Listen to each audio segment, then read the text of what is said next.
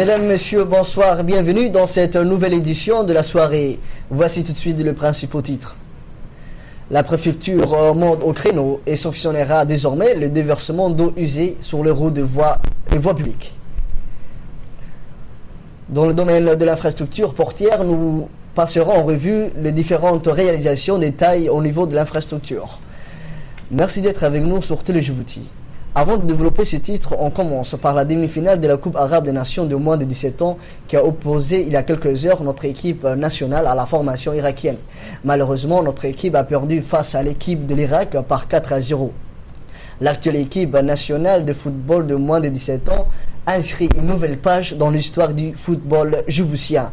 Une première dans les annales, puisque jamais une équipe djiboutienne de football n'a pas franchi les premiers tours dans une compétition régionale, encore moins un championnat international.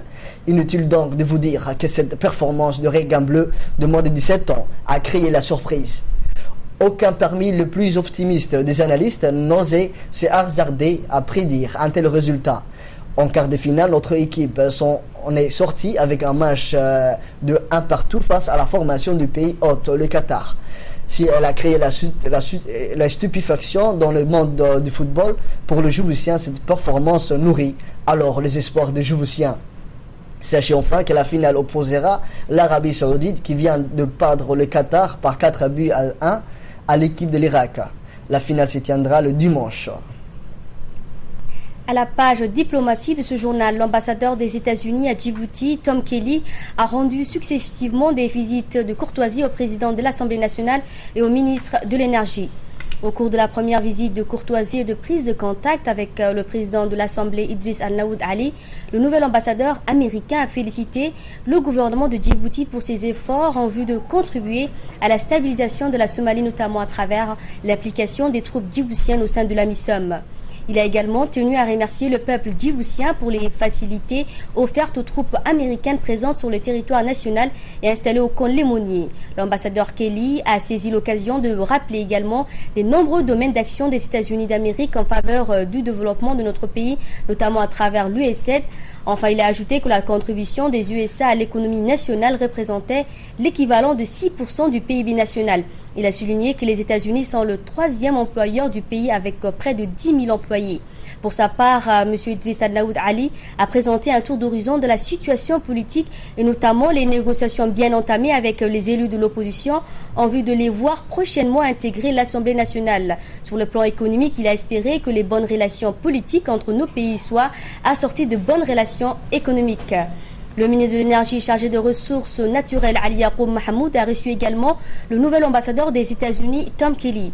Au cours de leur discussion, les deux parties qui se sont félicitées d'emblée de l'excellence des relations bilatérales et ont évoqué plusieurs sujets d'intérêt commun dans le renforcement de la coopération dans le domaine de l'énergie, ainsi que les opportunités offertes aux investisseurs privés américains. Le ministre s'est dit réjoui de constater que depuis la rencontre de deux chefs d'État, Ismaël Omar Guelleh et son homologue américain Barack Obama le 5 mai dernier, la coopération bilatérale dans le domaine de l'énergie s'est accélérée entre les deux pays. Le ministre s'est d'ailleurs félicité de la prochaine installation de la société Black Rhino, filiale de la multinationale Blackstone, qui commencera ses activités à Djibouti et l'Éthiopie.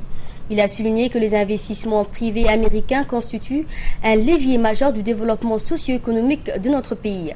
Enfin, l'ambassadeur Tom Kelly a exprimé de son côté sa volonté et sa disponibilité à appuyer les efforts du gouvernement djiboutien dans sa quête de développer les potentialités énergétiques du pays, dont notamment en géothermie.